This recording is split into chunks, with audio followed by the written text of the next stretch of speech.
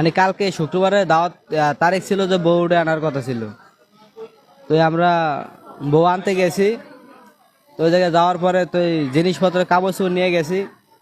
এখন মেয়ে পক্ষ থেকে বলতে শাড়ি একটা পছন্দ হয় না, তো পছন্দ হয় না। এখন আমার গার্জিয়ান কইতে আছে যে পছন্দ না হলে আমরা চেঞ্জ করে দিব।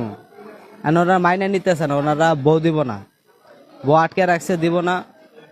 তো এই মানে এক কথা দুই কথায় তর্কাতর্কি বাজছে, তো এটা ঝরকা হয়েছে।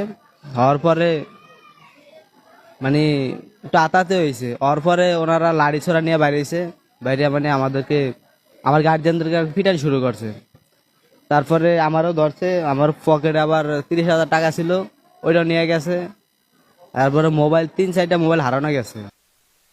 আমরা ঢাকা থেকে আসছি দাওয়াত খেতে, আমার দেওরের বিয়ার।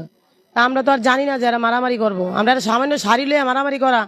আর মনে করেন আমার মেয়েরে এমনভাবে ধরে মারছে, আমার মেয়েরকে এমনভাবে ধরে মারছে, মনে করেন বলার বাহিরে। মারতে মারতে আমার মেয়ের তলপেট বেড়া ঘুষি লাত্তি দিয়া আমার মেয়ের অজ্ঞান করে লেছে। লেউটা মুটা বাইরে আর যাওয়ার পরও আমরা ডাক্তারের দ্বারা আনতে চাইছি, আনতে দেয় না, গাড়ি আটকে রেখা দিতেছে, যে গাড়ি যেতে পারবোই না।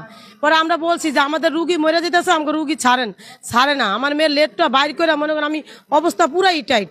একটা সামনে শাড়ি লিয়ে তত কাছে আর কি চাপাটি নিয়ে বাইরেছে, তারপরে বডি নিয়ে বাইরেছে। বান্ডেল থাকলে প্রতি সেনমানিতে টাকা বাঁচবে।